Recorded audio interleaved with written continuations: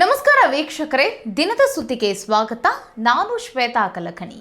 LPG gas ಅಭಾವದ ಮಧ್ಯೆಯೇ ಭಾರತೀಯರಿಗೆ ಮತ್ತೊಂದು ಶಾಕ್ ಕಾದಿದೆಯಾ? ರಷ್ಯಾದ ಆ ಒಂದು ನಿರ್ಧಾರದಿಂದ ಭಾರತದಲ್ಲಿ ಪೆಟ್ರೋಲ್ ಡೀಸೆಲ್ ಬೆಲೆ ಏರಿಕೆಯಾಗುತ್ತಾ? ಲೀಟರ್ಗೆ 200ರಿಂದ 500 ರೂಪಾಯಿವರೆಗೂ ಬೆಲೆ ಏರಿಕೆಯಾಗುವ ಸಾಧ್ಯತೆ ಇದೆಯಂತೆ. ಮಧ್ಯಪ್ರಾಚ್ಯದ ಯುದ್ಧದಿಂದ ಹೊರ್ಮುಜ್ ಜಲಸಂಧಿ ಬಂದಾಗಿರುವ ಹಿನ್ನೆಲೆಯಲ್ಲಿ ಈಗ ಎಲ್ಪಿಜಿ ಗ್ಯಾಸ್ನ ಕೊರತೆಯಾಗ್ತಾ ಇದ್ದು, ಇದೀಗ ಭಾರತಕ್ಕೆ ರಷ್ಯಾ ಇದೇ ಏಪ್ರಿಲ್ 1ರಿಂದ ಜುಲೈ 31ರವರೆಗೂ ಸಹಿತ ಕಚ್ಚಾ ತೈಲ ರಫ್ತನ್ನು ಸ್ಥಗಿತ ಮಾಡುವ ಯೋಚನೆ ಮಾಡ್ತಾ ಇದೆಯಂತೆ. ಒಂದು ವೇಳೆ ರಷ್ಯಾದಿಂದ ಕಚ್ಚಾ ತೈಲ ಆಮದು ಏನಾದರೂ ಸ್ಥಗಿತ ಆಗೋಗ್ಬಿಟ್ರೆ ಭಾರತದ ಜನಸಾಮಾನ್ಯರ ಮೇಲೆ ಎಷ್ಟು ಹೊಡೆತ ಬೀಳ್ಬಹುದು? ಕಚ್ಚಾ ತೈಲಕ್ಕಾಗಿ ಅಮೆರಿಕ ಬಳಿ ಹೋಗ್ಬಿಟ್ರೆ ಇನ್ನಷ್ಟು ಬೆಲೆ ಏರಿಕೆಯಾಗುವ ಭೀತಿ ಭಾರತಕ್ಕಿದೆ. ಈ ಸಮಯದಲ್ಲಿ ಭಾರತ ಇಡುವಂಥ ಜಾನ ನಡೆ ಎಂಥದ್ದು? ಅಷ್ಟಕ್ಕೂ ಮಿತ್ರ ರಾಷ್ಟ್ರ ರಷ್ಯಾ ಇಷ್ಟು ದಿನ ಡಿಸ್ಕೌಂಟ್ನಲ್ಲಿ ತೈಲವನ್ನು ಕೊಡ್ತಾ ಇದ್ರು. ಈಗ ದಿಢೀರಂತ 4 ತಿಂಗಳ ಕಾಲ ತೈಲವನ್ನು ಸ್ಥಗಿತ ಮಾಡುವುದರ ಹಿಂದೆ ಇರುವಂತಹ ಅಸಲಿ ಕಾರಣ ಏನು? ಬನ್ನಿ ನೋಡ್ತಾ ಹೋಗೋಣ. ವಿಡಿಯೋನ ಅಂತ್ಯದವರೆಗೂ ನೋಡಿ. ವಿಡಿಯೋ ಇಷ್ಟ ಆಗಿದ್ರೆ ಲೈಕ್, ಶೇರ್, ಕಾಮೆಂಟ್, ಸಬ್ಸ್ಕ್ರೈಬ್ ಮಾಡೋದನ್ನ ಮರಿಬೇಡಿ. ಎಲ್ಪಿಜಿ ಗ್ಯಾಸ್ ಕೊರತೆ ನಂತರ ಭಾರತಕ್ಕೆ ಮತ್ತೊಂದು ಶಾಕ್. ಹೌದು, ಇದಕ್ಕಿದ್ದ ಹಾಗೆ ಮಧ್ಯಪ್ರಾಚ್ಯದಲ್ಲಿ ಇರಾನ್, ಇಸ್ರೇಲ್, ಅಮೆರಿಕ ನಡುವೆ ನಡೀತಾ ಇದ್ದಂಥ ಯುದ್ಧದಿಂದಾಗಿ ಆ ಯುದ್ಧ ಅಲ್ಲಿ ನಡೀತಾ ಇರ್ಬೋದು, ಆದರೆ ಭಾರತಕ್ಕೂ ಕೂಡ ಅದರ ಬಿಸಿ ತಾಗಿತು. ಹೇಗೆ ಅಂತಂದರೆ ಎಲ್ಪಿಜಿಯ ಗ್ಯಾಸ್ನ ಕೊರತೆಯಿಂದಾಗಿ ಹೊರ್ಮುಜ್ ಜಲಸಂಧಿಯಲ್ಲಿ 22ಕ್ಕಿಂತ ಹೆಚ್ಚು ಹಡಗುಗಳು ಅಲ್ಲೇ ಸ್ಥಗಿತ ಆದವು, ಅಂದರೆ ಅಲ್ಲೇ ನಿಂತ್ಕೊಂಡು. ಹಾಗಾಗಿ ಭಾರತಕ್ಕೆ ಬರಬೇಕಾಗಿರುವಂಥ LPG ಗ್ಯಾಸ್ನ ಹಡಗುಗಳು ಭಾರತಕ್ಕೆ ತಲುಪದೇ ಇರೋ ಕಾರಣಕ್ಕಾಗಿ ಒಂದೊಂದೇ 2 ಅಥವಾ ಈ ರೀತಿಯಾಗಿ ಹಡಗುಗಳು ಬರ್ತಾ ಇರೋ ಕಾರಣಕ್ಕಾಗಿ ಭಾರತದಲ್ಲಿ LPG ಗ್ಯಾಸ್ನ ಅಭಾವ ಹೆಚ್ಚಾಯಿತು, ಬೇಡಿಕೆಯು ಕೂಡ ಹೆಚ್ಚಾಯಿತು. ಕೆಲವರಂತೂ ಪ್ಯಾನಿಕ್ ಆಗೋಗ್ಬಿಟ್ರು. ಇನ್ನು ಮುಂದೆ LPG ಗ್ಯಾಸ್ ಸಿಗುತ್ತೋ ಇಲ್ವೋ, ನಮ್ಮ ನೆಲಕ್ಕೆ ಬರ್ತಾವೋ ಇಲ್ವೋ, ಮತ್ತೆ ಇದರ ಬೆಲೆ ದುಬಾರಿ ಆಗುತ್ತೇನೋ, ಆ ರೀತಿಯಾಗಿ ಯೋಚನೆಗಳಿಂದಾಗಿ ನೋಡಿ ಅವ್ರ ಮನೆಯಲ್ಲಿ ಸ್ಟಾಕ್ ಇದ್ರೂ ಸಹಿತ ಮುಂಚಿತವಾಗಿಯೇ LPG ಗ್ಯಾಸ್ನ ಬುಕ್ ಮಾಡೋರ ಸಂಖ್ಯೆ ಕೂಡ ಹೆಚ್ಚಾಗಿತ್ತು. ಆ ರೀತಿಯಾಗಿ ಒಂದು ರೀತಿ ಪ್ಯಾನಿಕ್ ಸಮಸ್ಯೆಯನ್ನು ಸೃಷ್ಟಿ ಮಾಡಿತು ಈ LPG ಗ್ಯಾಸ್ನ ಕೊರತೆ. ಇನ್ನೇನು ಈಗ ಮಧ್ಯಪ್ರಾಚ್ಯದ ಯುದ್ಧ ಅಂತ್ಯ ಆಗುವಂತಹ ಈ ಸಮಯದಲ್ಲಿ ಈಗ ರಷ್ಯಾದ ಆ ಒಂದು ನಿರ್ಧಾರದಿಂದಾಗಿ ಭಾರತಕ್ಕೆ ಮತ್ತೊಂದು ಭೀತಿ ಶುರುವಾಗಿದೆ. ಅದುವೇ ಪೆಟ್ರೋಲ್ ಡೀಸೆಲ್ ಬೆಲೆ ಏರಿಕೆಯ ಭಯ. ಹೌದು ವೀಕ್ಷಕರೇ, ಇಷ್ಟು ದಿನಗಳ ಕಾಲ ರಷ್ಯಾ ಭಾರತಕ್ಕೆ ಮಿತ್ರ ರಾಷ್ಟ್ರ. ನೋಡಿ, ರಷ್ಯಾ ಉಕ್ರೇನ್ ವಾರ್ ನಡೀತಾ ಇರುವಂಥ ಸಂದರ್ಭದಲ್ಲಿ ರಷ್ಯಾ ಮೇಲೆ ನಿರ್ಬಂಧವನ್ನು ಹೇರಲಾಗಿತ್ತು. ಯಾರು ಕೂಡ ರಷ್ಯಾದಿಂದ ತೈಲವನ್ನು ಖರೀದಿ ಮಾಡುವಂತಿಲ್ಲ ಅನ್ನೋ ರೀತಿಯಾಗಿ ನಿರ್ಬಂಧ ಹೇರಿರುವಂಥ ಆ ಸಮಯದಲ್ಲಿ ಭಾರತ ಮಿತ್ರ ರಾಷ್ಟ್ರ ಆಗಿರುವಂಥ ರಷ್ಯಾದ ಬಳಿ ಹೋಗಿ ತೈಲವನ್ನು ಖರೀದಿ ಮಾಡ್ತಾ ಇತ್ತು.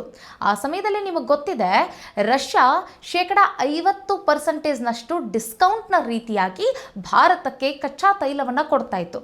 ಸೊ ಈ ಸಮಯದಲ್ಲಿ ಭಾರತವು ಕೂಡ ಅತಿ ಹೆಚ್ಚಿನದಾಗಿ ರಷ್ಯಾದಿಂದ ತೈಲವನ್ನು ಖರೀದಿ ಮಾಡಿದ್ದು ಕೂಡ ಉದಾಹರಣೆಗಳಿವೆ. ಆದರೆ ಇತ್ತೀಚೆಗೆ ರಷ್ಯಾ ಇಷ್ಟು ದಿನಗಳ ಕಾಲ ಕೊಟ್ಟಂಗೆ ನಿಮಗೆ ಡಿಸ್ಕೌಂಟ್ನಲ್ಲಿ ಇನ್ನು ಮುಂದೆ ಕೊಡೋಕ್ಕಾಗಂಗಿಲ್ಲ ಅಂತಲೂ ಕೂಡ ಒಂದು ಆಘಾತಕಾರಿ ಸುದ್ದಿಯನ್ನು ಹೇಳಿತ್ತು.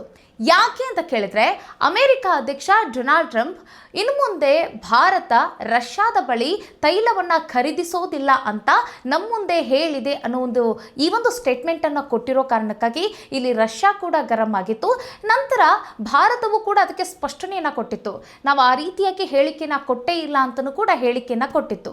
ತದನಂತರ ಮುಂದುವರೆದ ದಿನಗಳಲ್ಲಿ ಏನಾಯಿತು ಅಂತಂದರೆ ರಷ್ಯಾ ಡಿಸ್ಕೌಂಟನ್ನು ಕಡಿಮೆ ಮಾಡಿತು. ಡಿಸ್ಕೌಂಟ್ ಕಡಿಮೆ ಮಾಡಿತು ಅನ್ನೋದಕ್ಕಿಂತ ಇನ್ನು ಮುಂದೆ ನಾವು ಡಿಸ್ಕೌಂಟ್ ಕೊಡೋಕ್ಕಾಗೋದಿಲ್ಲ, ಎಲ್ಲ ರೀತಿಯಾಗಿ ನಿಮಗೂ ಕೂಡ ಅದೇ ಒಂದು ವೆಚ್ಚದಲ್ಲಿ ನಾವು ಕೊಡ್ತೀವಿ ಅಂತಲೂ ಕೂಡ ಹೇಳಿಕೆಯನ್ನು ಕೊಟ್ಟಿತ್ತು. ಆದರೆ ಈಗ ಏನಂತಂದರೆ ನೀವು ಗಮನಿಸಿರ್ಬೋದು, ಈ ಯುದ್ಧದ ಸಮಯದಲ್ಲೂ ಕೂಡ ನಮ್ಮ ಭಾರತದಲ್ಲಿ ಪೆಟ್ರೋಲ್ ಡೀಸೆಲ್ನ ಅಭಾವ ಸೃಷ್ಟಿಯಾಗಿರಲಿಲ್ಲ, ಕೊರತೆ ಉಂಟಾಗಿರಲಿಲ್ಲ. ಆದರೆ ಕೆಲವೊಂದಿಷ್ಟು ಏನಂತಂದರೆ ಮಿಸ್ಕನ್ಸೆಪ್ಷನ್ನಿಂದಾಗಿ ಇನ್ನೇನು ಕೊರತೆ ಹೆಚ್ಚಾಗೋಗ್ಬಿಟ್ಟಿದೆ ಅಂತ ಹೇಳಿ ಕೆಲವರು ಈ ಪೆಟ್ರೋಲ್ ಬಂಕ್ಗಳ ಮೊರೆ ಹೋಗಿ ಮುಗಿಬಿದ್ದು ಜಾಸ್ತಿ ಖರೀದಿನ ಮಾಡಿದ್ದನ್ನು ನೀವು ನೋಡಿದ್ರಿ. ಕೆಲವೊಂದಷ್ಟು ಜನ ಅಂತೂ 5-10 ಲೀಟರ್ 20 ಲೀಟರ್ಗಳಷ್ಟು ಈ ಪೆಟ್ರೋಲ್ ಡೀಸೆಲ್ಗಳನ್ನು ಖರೀದಿ ಮಾಡ್ತಾ ಇರೋರನ್ನು ಕೂಡ ನೋಡಿದ್ರಿ. ಆದರೆ ಮಿಸ್ಕನ್ಸೆಪ್ಷನ್ ಇಂದಾಗಿ ಆ ಒಂದು ಸಮಸ್ಯೆ ಐತೆ ವಿನಃ ಭಾರತದಲ್ಲಿ ಇಲ್ಲಿವರೆಗೂ ಪೆಟ್ರೋಲ್ ಡೀಸೆಲ್ನ ಅಭಾವ ಸೃಷ್ಟಿಯಾಗಿರಲಿಲ್ಲ. ಒಂದು ಅರ್ಥ ಮಾಡ್ಕೊಳ್ಳಿ, ಇಂಥ ಯುದ್ಧದ ಸಮಯದಲ್ಲಿ ನೋಡಿ, ಮಧ್ಯಪ್ರಾಚ್ಯದಲ್ಲಿ ಭಾರಿ ಪ್ರಮಾಣದ ಯುದ್ಧ ಆಗ್ತಾ ಇದ್ರು ಸಹಿತ ಭಾರತದಲ್ಲಿ ಯಾವುದೇ ರೀತಿಯಾಗಿ ಪೆಟ್ರೋಲ್ ಡೀಸೆಲ್ನ ಅಭಾವ ಕೊರತೆ ಏರ್ಪಟ್ಟಿರಲಿಲ್ಲ. ಕಾರಣ ಏನು ಅಂತಂದ್ರೆ ನೋಡಿ, ಮಿತ್ರ ರಾಷ್ಟ್ರ ಆಗಿರುವಂತಹ ರಷ್ಯಾದ ಬಳಿ ಭಾರತ ಅಪಾರ ಪ್ರಮಾಣದ ಈ ಕಚ್ಚಾ ತೈಲವನ್ನ ಆಮದು ಮಾಡಿಕೊಂಡಿತ್ತು. ಅಂದ್ರೆ ನಿನ್ನೆವರೆಗೂ ನೋಡಿ 60 ಮಿಲಿಯನ್ ಅಷ್ಟು ಕಚ್ಚಾ ತೈಲವನ್ನ ಆಮದು ಮಾಡಿಕೊಂಡಿದೆ.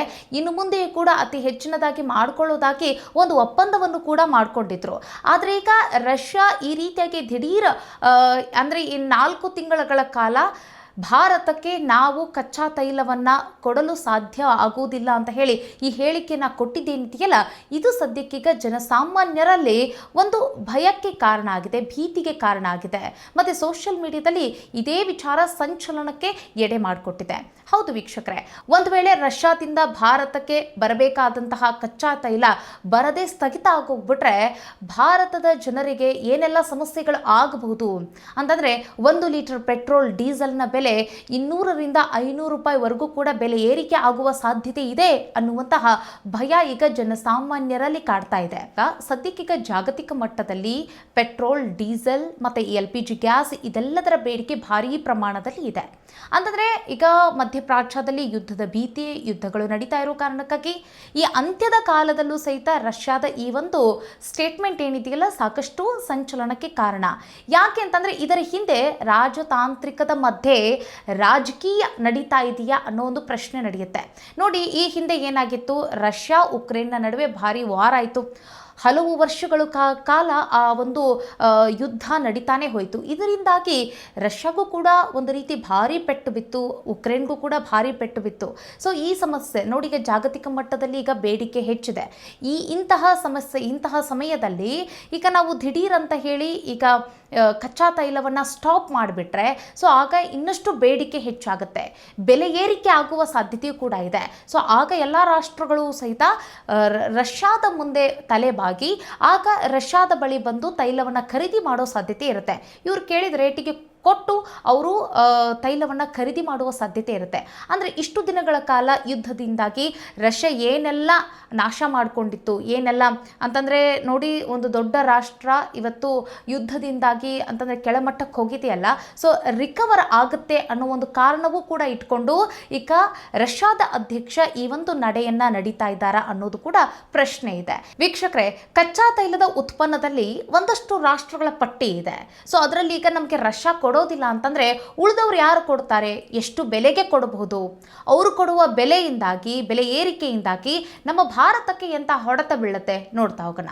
ಸದ್ಯಕ್ಕೀಗ ಮಧ್ಯಪ್ರಾಚ್ಯದಲ್ಲಿ ನಡೆದಿರುವಂತಹ ಯುದ್ಧದಿಂದಾಗಿ ಈಗ ಇರಾಕ್ ಆಗಿರಲಿ, ಇರಾನ್ ಆಗಿರಲಿ, ಅಮೇರಿಕದ ಬಿಟ್ಬಿಡಿ, ಇರಾಕ್ನಿಂದ ಹೋಗಿ ನಮಗೆ ಬೇಕಾದಷ್ಟು ಕ್ರೂಡ್ ಆಯಿಲ್ನ ನಾವು ಪಡಿಬೇಕು ಅಂತಂದರೆ ಇವಾಗ ನೋಡಿ, ಯುದ್ಧದಿಂದಾಗಿ ಆ 2 ರಾಷ್ಟ್ರಗಳು ಕೂಡ ಒಂದು ಭಾರಿ ನಷ್ಟವನ್ನು ಅನುಭವಿಸಿವೆ. ಅಂತಂದರೆ ಇನ್ನೊಂದು 3-4 ವರ್ಷ, ಇನ್ನೊಂದು 15 ವರ್ಷಗಳ ಕಾಲವೇ ಬೇಕಾಗುತ್ತೆ ನಮಗೆ ನಮ್ಮ ದೇಶವನ್ನು ರಿಕವರ್ ಮಾಡಲಿಕ್ಕೆ. ಇರಾನ್ ಆಗಲಿ, ಇಸ್ರೇಲ್ ರಾಷ್ಟ್ರಗಳು ನಿಂತಿವೆ. ಸೊ ಈ ಹೊತ್ತಿನಲ್ಲಿ ಇವ್ರಿಗೆ ಕೊಡೋಕ್ಕಾಗತ್ತಾ ಪ್ರಶ್ನೆ. ಇನ್ನೊಂದು ಸಂದಿಗ್ಧ ಪರಿಸ್ಥಿತಿ ಏನು ಅಂತಂದರೆ, ಹಾರ್ಮುಜ್ ಜಲಸಂಧಿಯಲ್ಲಿ ಒಂದಷ್ಟು ಹಡಗುಗಳು ಈಗ ಸ್ಥಗಿತಗೊಂಡ್ಬಿಟ್ಟಿದ್ದಾವೆ. ಅಂತಂದರೆ ಈ ಕ್ರೂಡ್ ಆಯಿಲ್ನ ಹೊಂದಿರುವಂತಹ ಹಡಗುಗಳಿಗೂ ಸಹಿತ ಅವಕಾಶವನ್ನು ಕೊಡ್ತಾ ಇಲ್ಲ. ಒಮ್ಮೊಮ್ಮೆ ಚೀನಾ ಕೊಡ್ತಾರೆ, ಒಮ್ಮೊಮ್ಮೆ ಭಾರತ ಕೊಡ್ತಾರೆ.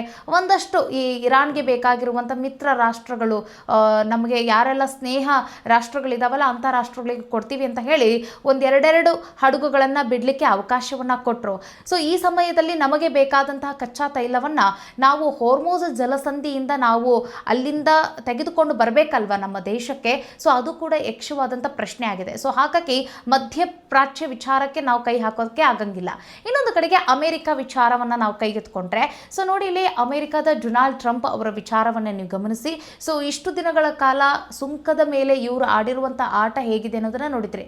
ಇವರ ಒಂದು ಆಟದಿಂದಾಗಿ ಯಾವ ರೀತಿಯಾಗಿ ಜಾಗತಿಕ ಮಟ್ಟದಲ್ಲಿ ಬೆಲೆ ಏರಿಕೆ ಹೊಡೆತ, ಸಾಕಷ್ಟು ರೀತಿಯಾಗಿ ಆರ್ಥಿಕವಾಗಿ ಸ್ಥಿರತೆಯನ್ನು ಕಳೆದುಕೊಂಡಿರುವಂಥದ್ದು. ಸೊ ಸಾಕಷ್ಟು ರೀತಿಯಾದಂಥ ಸಮಸ್ಯೆಗೆ ಎಡೆ ಮಾಡಿಕೊಟ್ಟಿರುವಂತಹ ಅಮೆರಿಕಾದ ಅಧ್ಯಕ್ಷ ಡೊನಾಲ್ಡ್ ಟ್ರಂಪ್ ಅವರ ಹೇಳಿಕೆಗಳು. ಸೊ ಈ ಸಂದರ್ಭದಲ್ಲಿ ನಾವು ಹೋಗಿ ಅವ್ರ ಹತ್ರ ಕಚ್ಚಾ ತೈಲವನ್ನು ಪಡಿತೀವಿ ಅಂತಂದಾಗ ಅವರು ತಮಗೆ ಇಷ್ಟ ಬಂದಂಗೆ ಅವರು ನಮಗೆ ಬೆಲೆ ಏರಿಕೆಯನ್ನು ಮಾಡ್ಬೋದು.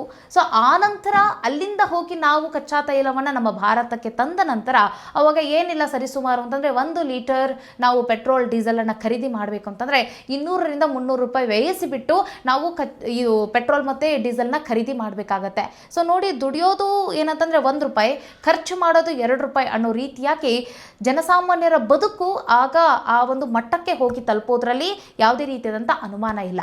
ಸೊ ಈಗ ರಷ್ಯಾದ ಈ ಒಂದು ನಿರ್ಧಾರ ಸಾಕಷ್ಟು ರೀತಿಯಾದಂಥ ಸಮಸ್ಯೆಗೆ ಕಾರಣ ಆಗುವ ಸಾಧ್ಯತೆ ಇದೆ. ಇನ್ನೊಂದು ಕಡೆಗೆ ಈ ಕ್ರೂಡ್ ಆಯಿಲ್ನ ಸಮಸ್ಯೆಯಿಂದಾಗಿ ಜಾಗತಿಕ ಮಟ್ಟದಲ್ಲಿ ಈ ಡಾಲರ್ನ ಮುಂದೆ ರೂಪಾಯಿ ಕುಸಿಯುವ ಹಂತಕ್ಕೂ ಕೂಡ ಹೋಗುತ್ತೆ. ಸೊ ಆಗ ಜನಸಾಮಾನ್ಯರ ಬದುಕು ಭಾರಿ ಕಷ್ಟ ಆಗುತ್ತೆ. ಅಂತಂದರೆ ನಾವು ಹೋಗಿ ಬೇರೆ ದೇಶಗಳಿಂದ ಏನಾದರೂ ಹೋಗಿ ಕೊಂಡ್ಕೊಂಡು ತೊಗೊಂಡು ಬರಬೇಕು, ಅಲ್ಲಿಂದ ಆಮದು ಮಾಡ್ಕೊಳ್ಬೇಕು ಅಂತಂದಾಗ ಸೊ ಭಾರಿ ಹಣವನ್ನು ವ್ಯಯಿಸಿ ನಾವು ತೆಗೆದುಕೊಂಡು ಬರಬೇಕಾಗತ್ತೆ. ಸೊ ಅದನ್ನು ನಮ್ಮ ಜನಸಾಮಾನ್ಯರಿಗೆ ಕೊಡಬೇಕಾದಂಥ ಸಮಯದಲ್ಲಿ ಇನ್ನಷ್ಟು ಬೆಲೆ ಏರಿಕೆಯನ್ನು ಮಾಡಬೇಕಾಗಿರುವಂಥ ಅನಿವಾರ್ಯತೆಗಳು ಸೃಷ್ಟಿಯಾಗುತ್ತೆ.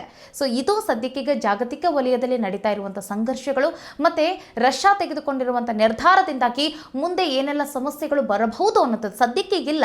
ಸೊ ಈಗ ಅವರು ಹೇಳಿಕೆಯನ್ನು ಕೊಟ್ಟಿರೋದು ಏಪ್ರಿಲ್ 1ರಿಂದ ನಾವು ಕಚ್ಚಾ ತೈಲವನ್ನು ಕೊಡೋದಿಲ್ಲ ಅಂತ ಹೇಳಿದ್ದಾರೆ.